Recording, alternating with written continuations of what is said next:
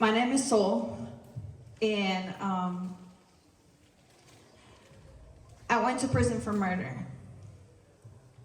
I didn't just wake up one day and say, I'm gonna murder somebody.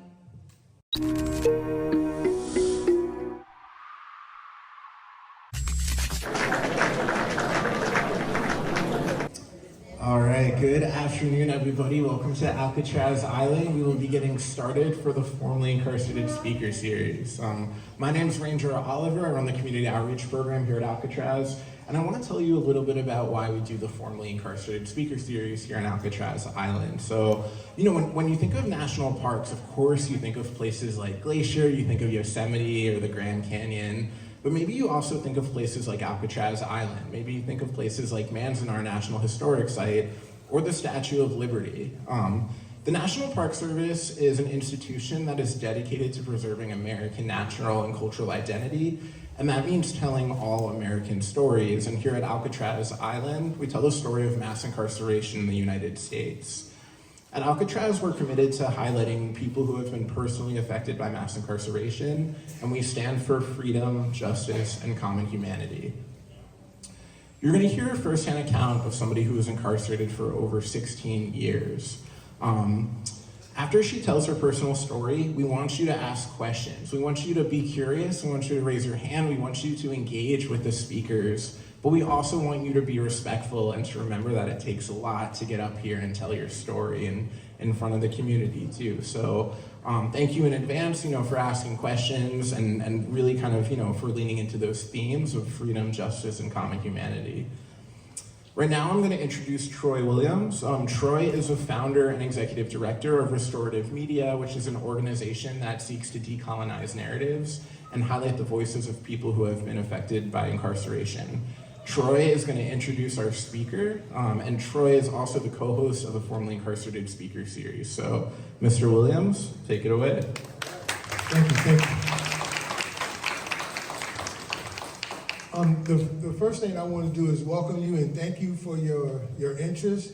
And I just want to echo what Oliver said. Please feel free to ask questions, any question that you may have on your mind.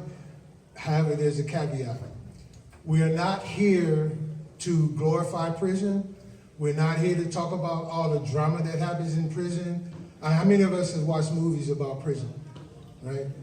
A lot of us have seen movies. A lot of these movies are really like, they tell you all the bad parts about prison. We're here to talk about the humanity of the people who have been through the prison industrial complex, right? And we want to keep our focus on that. So feel free to ask whatever questions you have.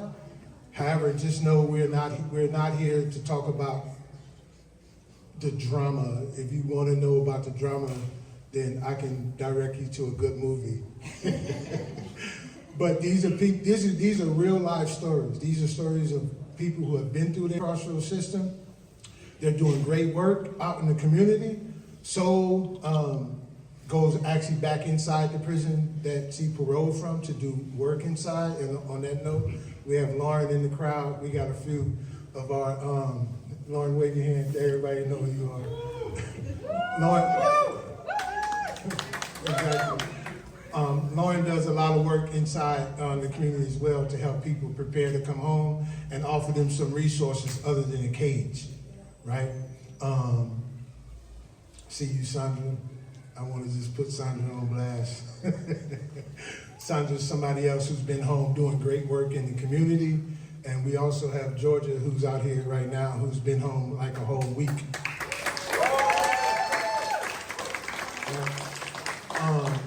And we also, just before I turn it over to Sol, I also want to once again thank the National Park Service for their support.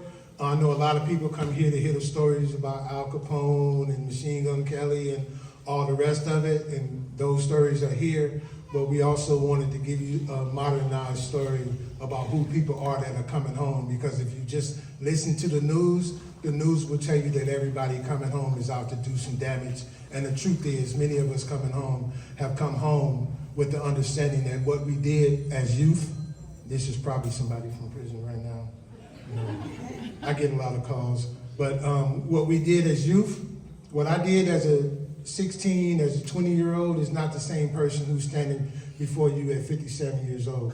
Can we all agree with that and understand that? Appreciate y'all. And with that, come on, here comes the queen. There goes the mic right there.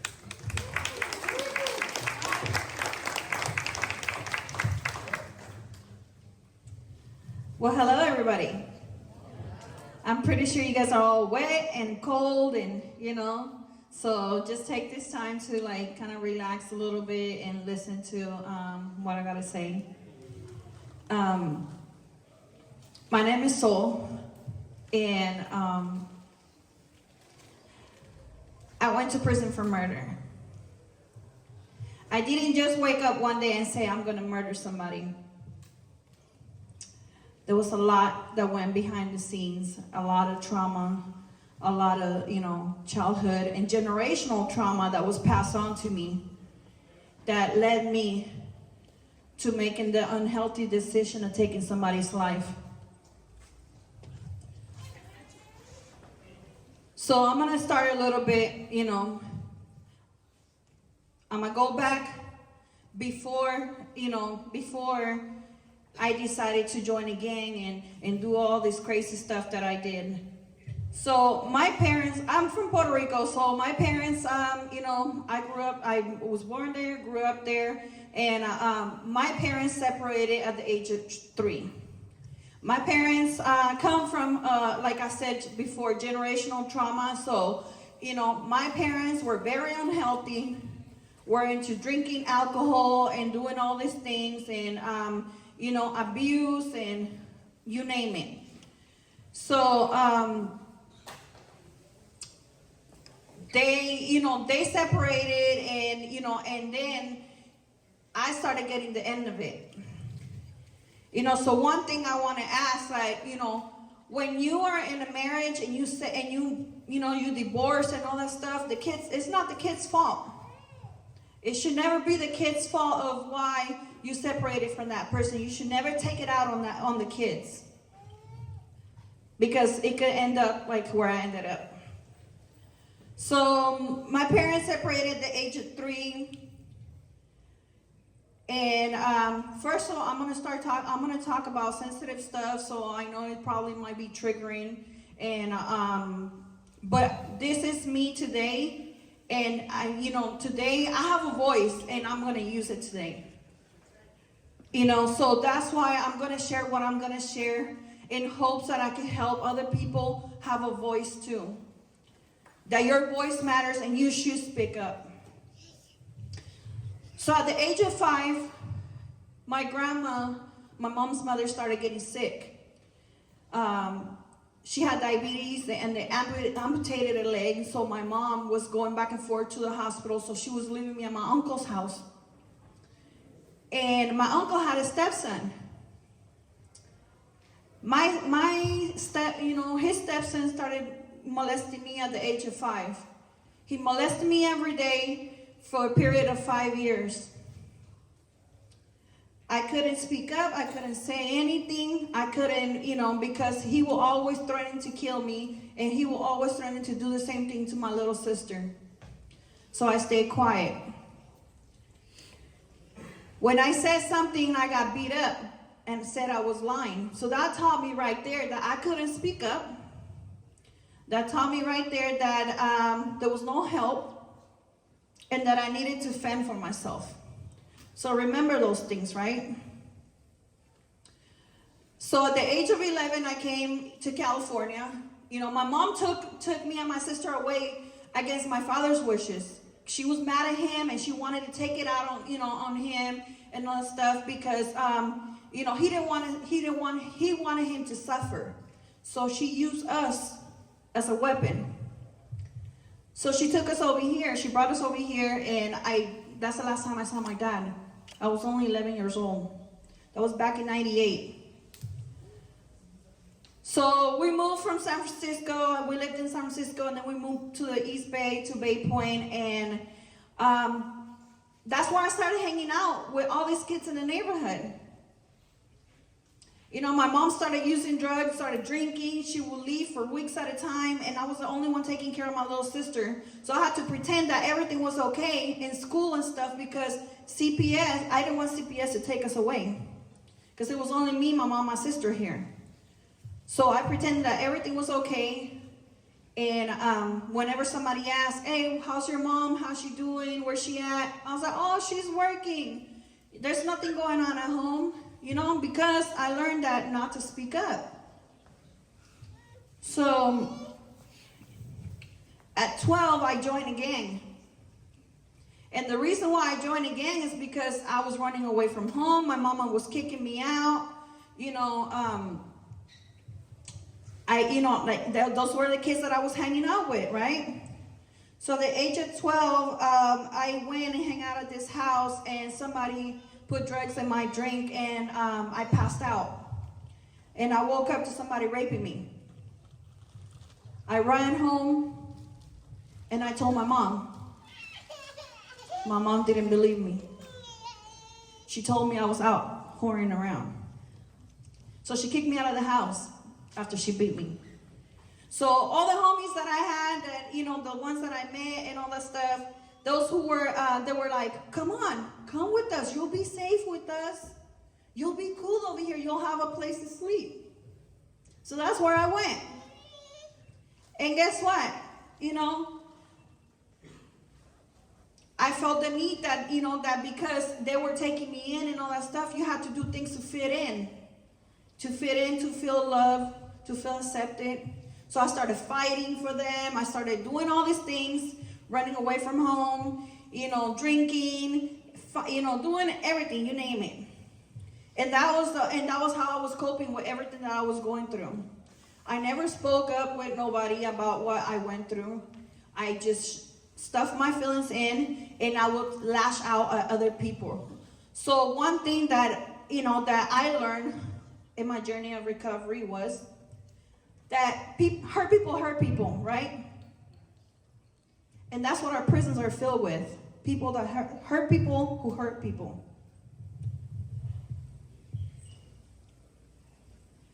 And so I learned that because I was a victim, I became a victimizer. Because I felt that I couldn't speak up, right? So at the age of 13, I got into a fight with somebody, and that person stabbed me and I almost died.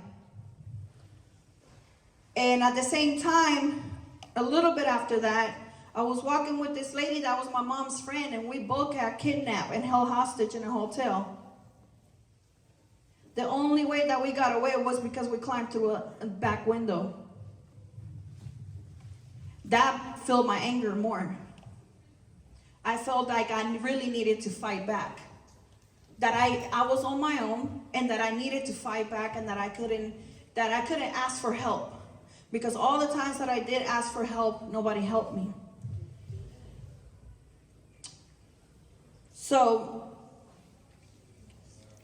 moving forward, you know, I kept being in the gang, getting deeper in the gang, doing stupid stuff, fighting, and witnessing things that I wasn't supposed to witness as a kid. And, you know, my mom, you know, my household, if you come home beat up, I'm going to beat you up. So I learned how to fight back. I learned that I couldn't come home beat up because my mom will beat me up too. So I learned that I needed to win fights too. So that's what led me to my crime. My victim, Humberto, he died because I didn't ask for help. I felt that I needed to take care of things, that I needed to take matters into my own hands because I felt that I couldn't speak up and ask for help. And I'm not putting it on him because ultimately I'm the one that made the decision. No matter what a person does to you, you have no right to take their life. You have no right to hurt them. It doesn't matter if that person made you mad or not. So, in that moment, my mentality was, I'm going to get you before you get me. Because that's how I grew up, right? That's how I grew up. Everybody that hurt me, then I turned it around and I became that victimizer. And I was like, I'm going to hurt you before you hurt me. And that's how it's going to go. Because at the end of the day, I'm not gonna hurt no more. So the day that I selfishly shot and killed Humberto, I was with 5 other guys. They planned everything. They were the ones having problems with them, and I told them, what, you need me to have your back? Here I am enabling other people. Codependency is real. Codependency is very real. When you're trying to people please, when you're trying to please others and enable others, you lose yourself just so you can try to fit in and look good. And that's what I did. That day, I shot and killed him, and all the people that were with me that day, they all turned around and told on me. None of them went to jail. And I thought these people were my friends. I thought we were cool, you know? So that's another thing right there. When you think that people are really your friends, they're the very first ones to turn around and stab you in your back. You know, when you're in the hood and you're on the streets running around, you think everything is cool, you think people have your back, but they don't. So that's what happened to me. Now I'm sitting in jail, 5 years, fighting a death penalty sentence. I got arrested 3 days after my 19th birthday. My crime happened a day after my 19th birthday. I was still a child. Didn't know what to do with my life. But now I'm sitting in a jail cell fighting death penalty. For 5 years, I thought I was going to die in the prison, that I was never going to come home. Going through all the court processes and everything, and realizing that the people that you thought had your back were the ones standing in the stand telling on you, saying that, oh, you didn't know that, oh, I didn't know that she was going to do that, but they were the ones that planned everything. I just executed their job. I ended up getting sentenced to 31 years after fighting my case for 5 years. So now I'm going to prison and I'm thinking, I got sentenced to 31 years. For me, that's a lot. I was only 24 when I got sentenced to 31 years. And I came to prison and I was like, my life is over. I'm never going to get out. The one thing that you can't do is lose hope. You can never lose hope. When you think that things are going really bad,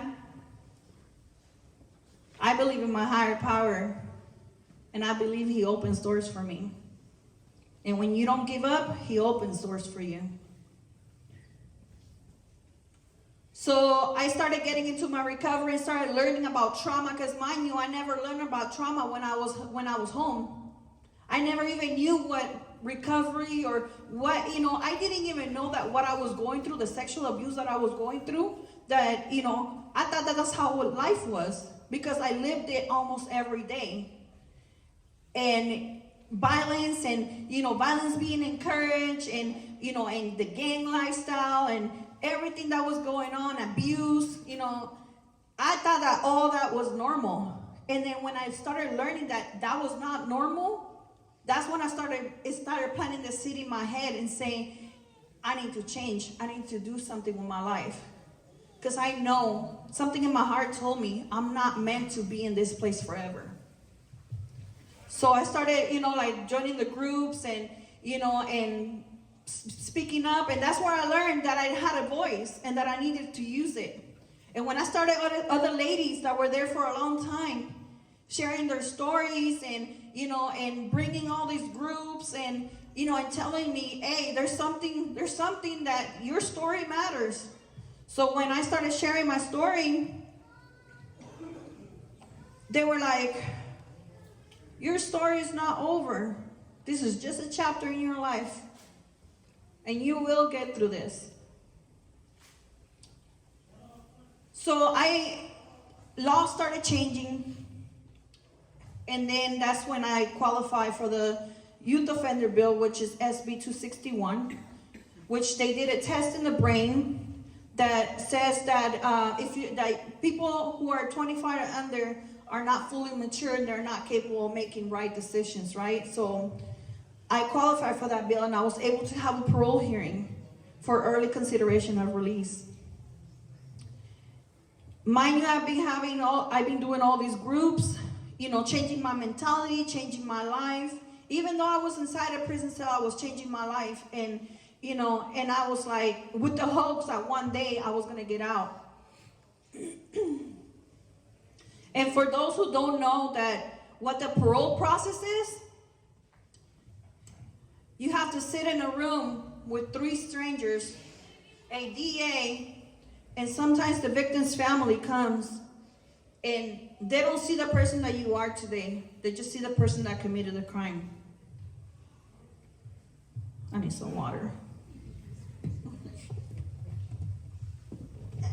Help. Thank you. I'm glad I opened it. I thought it wasn't gonna be able to open it either.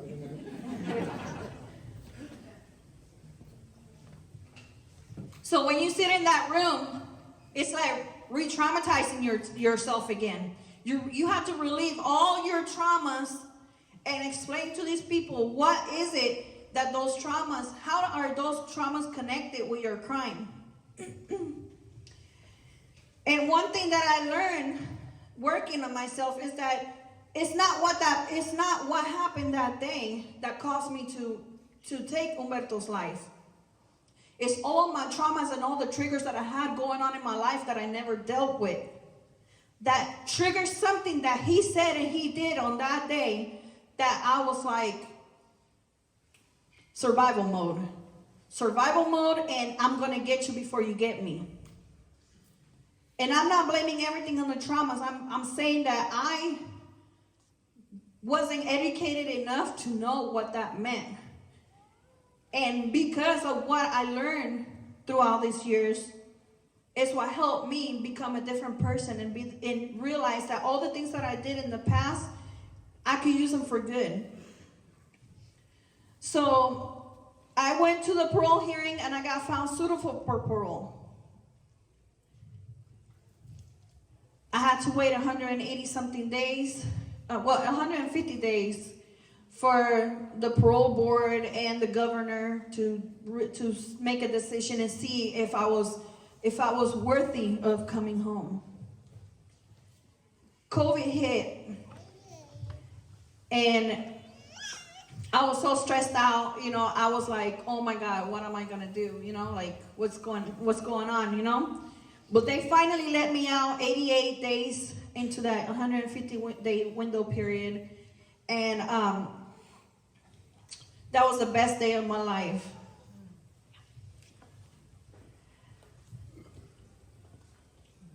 When I got out, when they let me out, I was so nervous, you guys. I was like, I told the person that went and picked me up, and I said, let's get the hell out of here. I don't want them taking me back, I was like, I don't want nothing to happen that they're gonna be like, hey, we made a mistake. No, come back. Hell no, But today, I'm so glad that, that I went through the experiences. I'm not saying I'm glad, but I'm saying that I learned from those experiences, because today, the work that I'm doing today, I'm helping others find a voice. I'm helping others find resources. I'm helping others to not end up in the same situation that I did. And one of the things that I am thankful for is all the ladies that were sentenced to LWAP and life and all that stuff, that were my mentors, and they were the ones on my ass, and they were like, we need to do these groups, because let me tell you, CDCR don't make groups. They don't make groups. The people in there do, because they want better for themselves. So they mentor me. They were the ones that mentored me and told me, you have a good chance of getting out. You need to get out. And with that, I want to, because I'm standing right here because of them. And this is why I continue going back in there, paying it forward, because I know that they deserve to come home too. Because at one point, I was almost getting sentenced to death. I almost didn't make it home. So, one of the...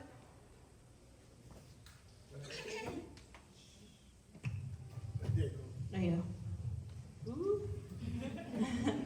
No, one of the biggest things I want to advocate for is rehabilitation and people getting second chances. We all make bad decisions. We all do. We're not perfect. Every single person that is standing right here has done something that they regret. Some get caught, some don't. And one thing that I gotta say, how many of you guys are related or know somebody that is impacted by the system? Raise your hand. If you know anybody that's ever been in prison or jail or or was like anything like that, raise your hand and don't be afraid to do it. Because you know something that other people don't know.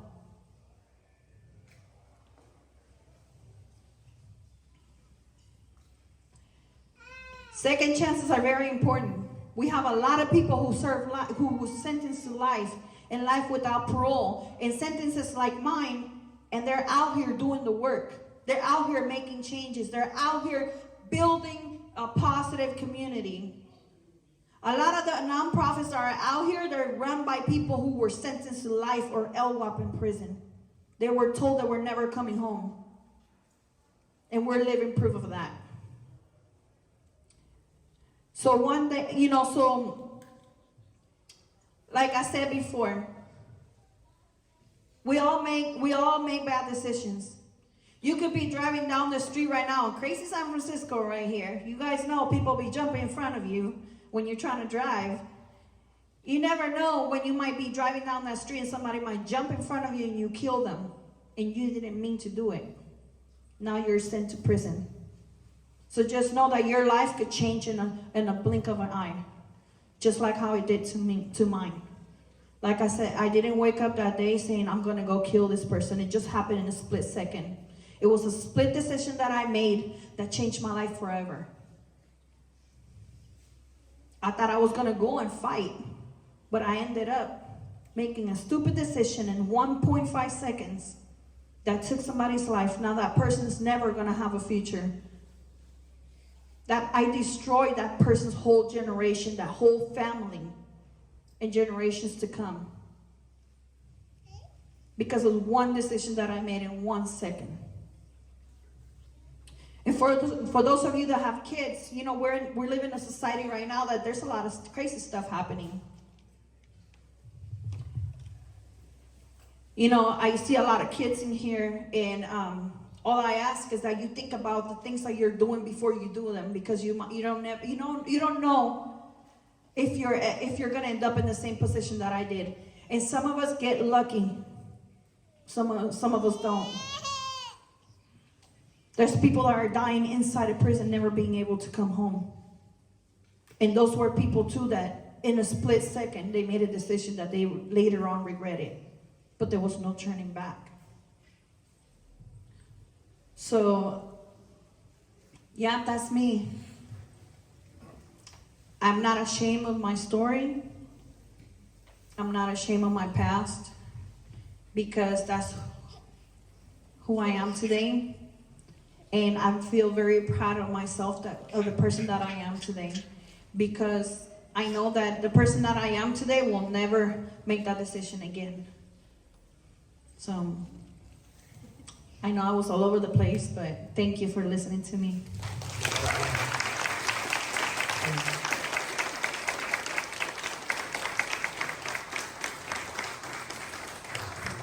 And we're proud of you too. And so whoever didn't think that story was just powerful, I need you to line up against this wall and put your hands up against the wall.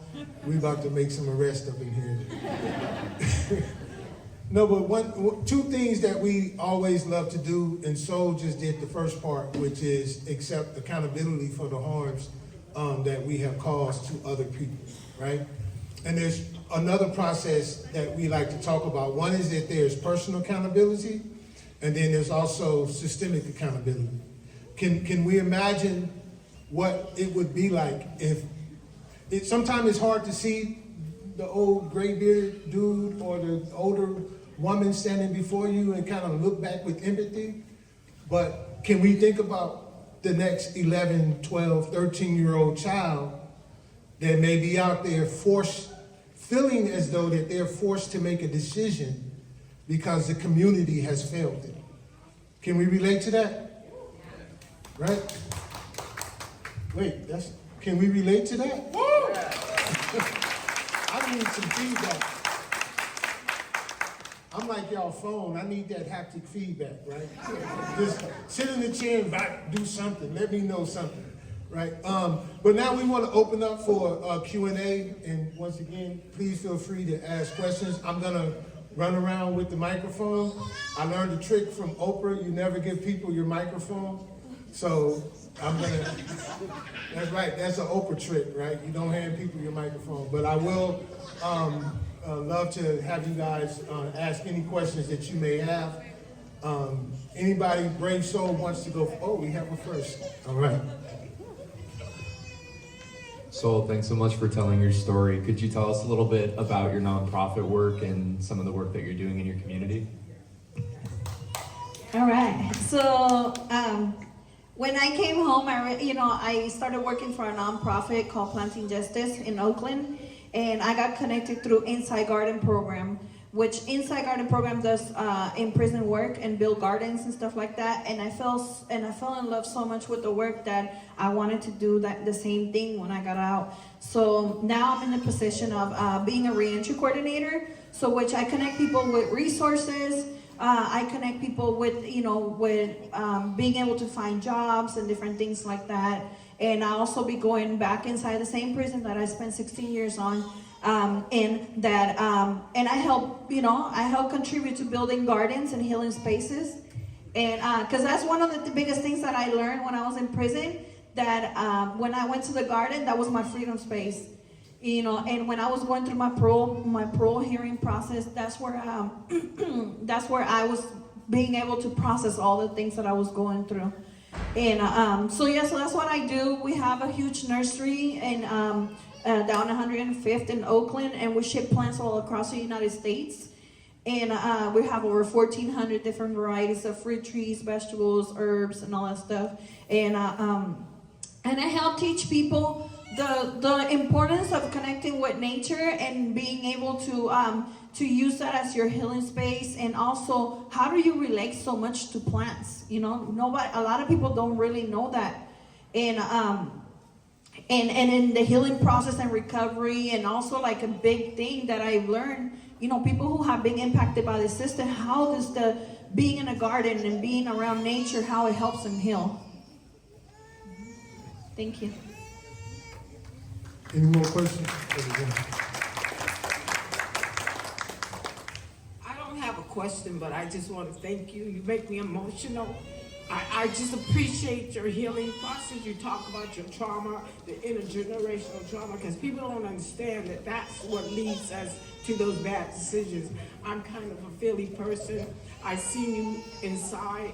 I love what you're doing today, and I just appreciate what you do in the community today. Thank you.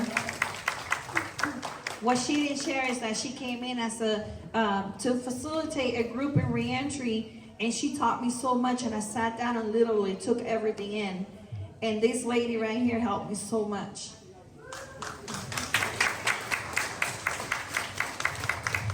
Any other question, comment?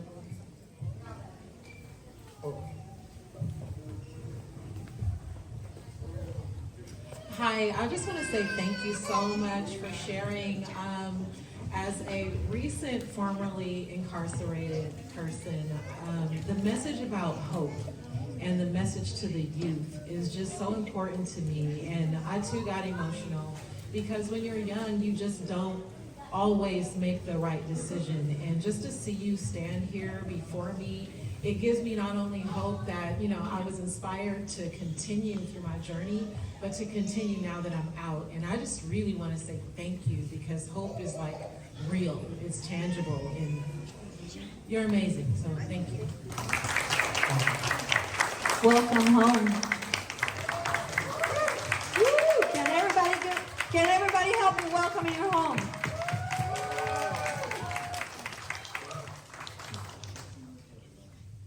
Any more questions?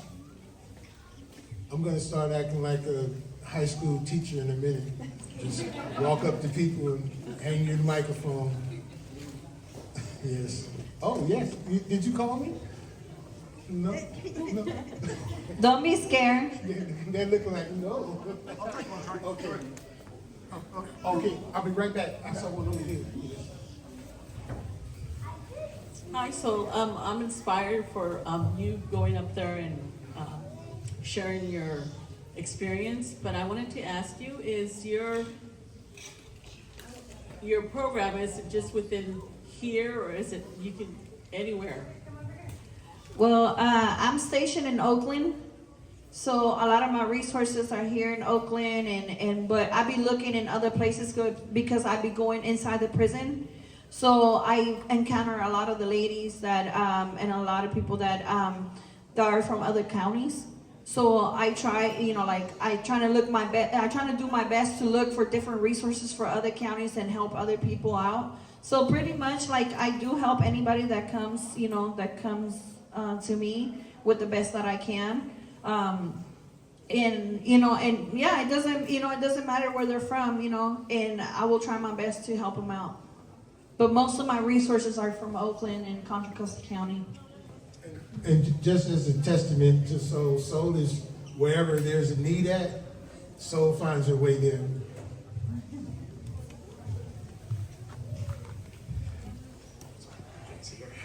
I just want to echo what everyone else is saying about how inspiring your story is. So thank you for your candor and being brave enough to come here and tell the story. What do you think the public doesn't understand about prisons? When you hear people talk about prisons, what don't they get? Prisons are full of people with trauma, undealt trauma, things that happened to them that led them to make those decisions. And that's why I'm bringing awareness of that, because we need to help each other out. We need to build community. We need to support each other. When somebody tells you, I need to talk, I need your help, there's something that needs to come out of my chest, please listen to them, because that could be their turning point. Did that answer? And I want to quickly just add something. Like, for a very long time, for like maybe 30 or 40 years in this country, what was happening is that they just were locking people up as though people were never coming back home. And there was no investment into people who were incarcerated. So if I'm going to jail and I sit there and I've gone because I'm filled with trauma, and you set me in a box, and the cage that I spent 2 decades of my life in, this is one wall. Guess where the other wall is at? Right here. Right? And so you put somebody in a cage for 10, 20, however many years, and then you release them, and you expect them to come home healthy? And then we cry out about public safety, but we're not investing in public safety in a way that makes sense. Does this make sense to people? Thank you. One way that we can invest in public safety is by providing resources and also mental health. Providing resources, jobs, mental health, and support. A lot of people be like, oh, this criminal's this, this criminal that. But like I said earlier, our life could change like this. One day you could be sitting right there, and the next you could be standing right here. So that's why it's very important to have a lot of resources and stuff like that. I'm feeling a question coming from this side of the room. Let me see. Question. Yes, something's calling me over here. I also want to add on to that. You asked a good question. So what I would want the public to know, that there is people that have been rehabilitated that are still locked up in prison that they're not allowing to come home. There's good people in there. There's geniuses in there. And if you allow them to come out here and use what they've learned about themselves to help the community. I grew up in a community. We don't have communities anymore. We have people are just like with blinders on. We need to come back to community and welcome people home and allow them to put their mistakes behind them. and give them, and actually give them a second chance. And that's what the community needs to know about people in prison. What if it was your cousin, your brother? You know, one quick thing that I want to share is that a lot of the people that helped mentor me, that were there for me in my worst moments when I was in that prison, are still locked up in there. And everything that they taught me, because I had the chance of getting out, I'm using it all out here. Imagine if you give that person a chance to come home. So, Thank you so much for your bravery and your courage standing before so many people today. So I just want to acknowledge that and honor and thank you for that. I just want to go back to how you said, you know, women in prisons don't get programming. And that's like the biggest fact. We used to go into Chino's prison for men, and we would fight all the time to go into the correctional for women. It's right down the street for them, and they would never let us in. Why do you think that it's so hard for us to get programming into women's prisons? One of the biggest things, CDCR believes only in punishment, not rehabilitation. So we got it. That's why we can't give up that fight and keep pushing until they let us in.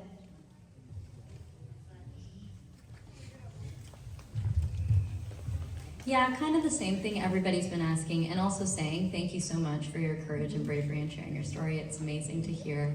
But yeah, we're here at this prison and reading about, of course, like there are people who've committed bad crimes, but seeing like the really violent ways that people are treated in prisons, that's ongoing. So I'm curious, in your experience, like, you know, we hear horror stories of prisons, like people shouldn't be treated that way.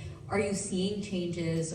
And like, what are advocacy pieces you have on how, like, either we need to entirely change the punishment system in this country or deeply reform the prison system? Is this violence still ongoing in your experience? That was a lot. So one of the things is that I believe they should have more access to rehabilitation, and the CDCR, like going inside the prison is like, it's like a whole nother world. And you know, and what I see is that the staff are the ones that instill that violence, because when I was in there, I would have staff come up to me and tell me, this person is here for this, go beat him up, you know, and they will go in and they will go around and be messy and create problems in there. You know, it's not only the inmates in there, it's the officers too. The officers in there are the ones that inflict the most, and they get away with it. I don't know if you have heard, there's been a few lawsuits going on about sexual abuse in the prisons and all these different things. It is true, it really happens. It really happens, and I feel very proud of all the ladies that have spoke up and stand up for themselves, because a lot of the times when you reported that, the boss was doing it too. You know, so, you know, like, now that they're trying to implement the California model and all that stuff, you know, there's still a lot of changes that need to be made. There's still, you know, the prisons are still being run like back in 1802. And that needs to change. You know, there needs to be more access to rehabilitation. There needs to be more access to compassion. You know, to compassion and empathy and you know, and being able to allow people to come in and make a difference in these people's life. Because if you don't come in, if they don't let us in and bring hope, people will give up in there.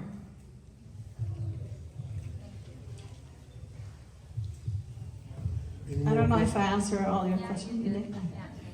That was a lot though. Any more questions, comments?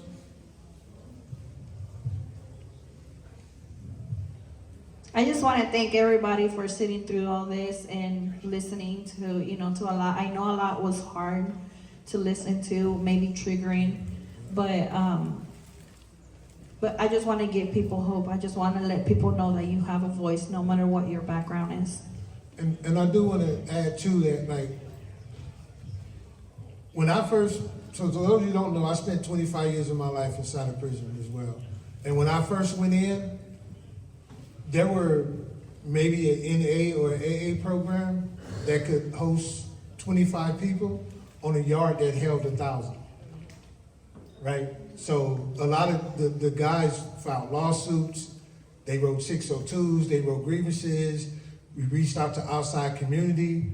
What the women are doing now inside of Chowchilla, inside of CCW, reaching out to the community to get support and standing on what they know is right for their future is what needs to happen so that we can continue to have access and for the women, because we acknowledge that the women are facing some stuff that men don't always understand, right? And we get that and our hearts go out to that.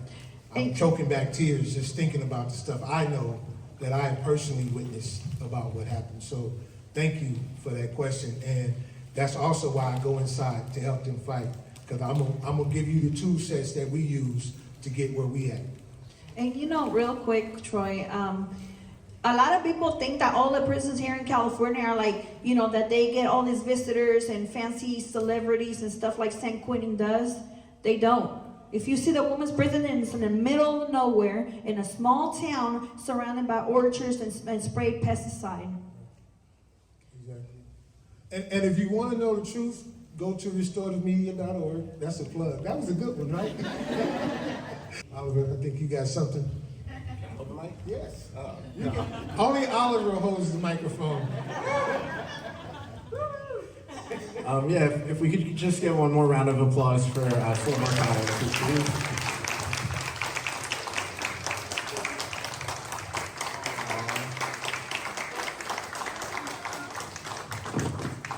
So thank you everybody so much for coming out and supporting the Formerly Incarcerated Speaker Series. We'll be doing this the first and second Saturday of every single month from now through October. Next Saturday will be Nate Williams.